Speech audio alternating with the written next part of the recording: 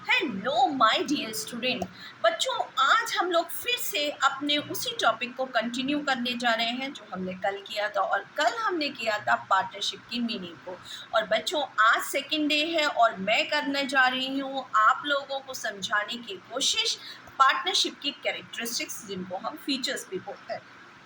तो विदाउट बकवास, let's start. बच्चों, पहला पॉइंट कहता है टू और मोर पर्सन। किसी भी पार्टनरशिप को शुरू करने के लिए कम से कम दो या दो से अधिक लोगों की आवश्यकता होती है, लेकिन इसमें साफ तौर पे ये बोला गया है इंडियन कॉन्ट्रैक्ट एक्ट 1872 के तहत तीन बातों को ध्यान में रखना है। पहला, कि कोई भी माइनर 18 साल से कम उम्र का जो है वो पार्टनरशिप में नहीं हो सकता। दूसरा, अनसाउंड माइंड वाला व्यक्ति जिसका दिमाग काम नहीं करता वो पार्टनरशिप में नहीं इन्वॉल्व हो सकता। और person disqualified by any law, कोई एक ऐसा व्यक्ति जो कानूनी तौर पर गलत है उसको हम पार्टनरशिप में इन्वॉल्व नहीं कर सकते। तो ये तीन बातें हमको ध्यान रखनी है। अब ये बोला है कि minor as a partner, minor कब पार्टनर हो सकता है? तो minor though not competent to contract can be a partner in the firm, जो हमारी फर्म में कॉन्ट्रैक्ट के तहत कॉम्पिटेंट नहीं है लेकिन वो पार्टनर हो सकता है, बट इन प्रॉफिट, वो सिर्फ और सिर्फ लाभ में ही पार्टनर हो सकता है, वो किसी भी प्रकार के लॉसेस को बेयर नहीं करेगा। Minor should accept or refuse partnership in the firm within 6 month on becoming major। अगर वो माइनर 18 साल का हो गया तो वो 6 महीने के अंदर अपनी ये जो पार्टनरशिप है उसको वो एक्सेप्ट भी कर सकता है और वो रिफ्यूज़ भी कर सकता है। तो ये वाली बात भी हमको ध्यान में रखनी है। इसके बाद आता है मैक्सिमम नंबर ऑफ पार्टनर्स, कि हमारे पार्टनरशिप में कितने कम से कम नंबर ऑफ पार्टनर होने चाहिए। तो पिछली बात मैं नहीं करती हूँ, मैं बात करती हूँ रूल 2014 की, जो कि कंपनी रूल्स है। उसमें साफ तौर पे बोला गया है कि अब 50 से ज़्यादा पार्टनर नहीं हो सकते, मिनिमम 2 और मैक्सिमम 50, है ना। 50 से ज़्यादा नहीं हो सकते। लेकिन एक बार मैं फिर से एक पिछली बात कर दूं, तो उसमें बोला गया था कि कंपनी एक्ट 2013 के तहत कम से कम 2 और अधिक से अधिक 100 पार्टनर हो सकते हैं। इसके बाद आया तीसरा पॉइंट जो कि कह रहा, सॉरी, दूसरा पॉइंट जो कि कह रहा है अग्रीमेंट। मैंने पहले भी बोला था, कल भी समझाया था कि अग्रीमेंट जो है वो अगर हम कर लेते हैं तो वो डीड होता है, लेकिन अग्रीमेंट ओरल और रिटन भी हो सकता है।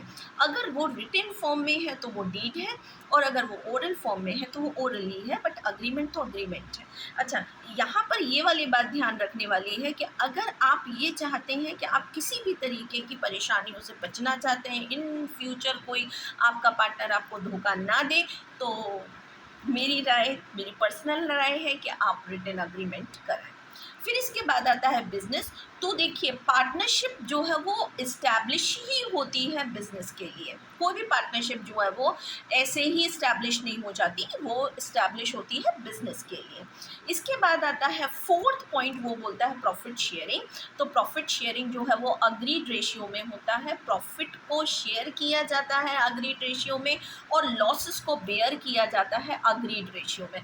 तो यहाँ पर जो हमारा प्रॉफिट शेयर या लॉस बेयर होगा वो हमारे अग्रीड रेशियो के अकॉर्डिंग होगा। तो अग्रीड रेशियो किस में होगा? रिटन अग्रीमेंट में या ओरली जो अग्रीमेंट हमने किया है।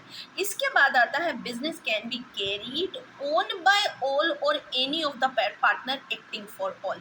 मतलब कि व्यापार जो है वो सभी पार्टनर्स के द्वारा चलाया जा सकता है या सबके लिए कोई एक पार्टनर काम कर सकता है। तो इसके बारे में मैंने आपको कल बताया था कि नोट में एक पॉइंट बताया था, उसमें बोला था कि partners are principal and agent. Principal and agent मतलब वो मुख्य भी हो सकते हैं और वो एजेंट की तरह भी फंक्शनिंग कर सकते हैं। अच्छा, वो मुख्य कैसे है कि वो सारे मिलकर डिसीजन ले रहे हैं, तो वो प्रिंसिपल हैं, और कोई उनके लिए सभी में से एक पार्टनर ले रहा है तो वो एजेंट की तरह फंक्शनिंग कर रहा है। तो इसका मतलब यहाँ पर ये है कि हमारा जो बिजनेस है वो सबके द्वारा चलाया जा सकता है या सबके लिए कोई एक फंक्शनिंग कर सकता है। तो ये हमारे फीचर्स थे।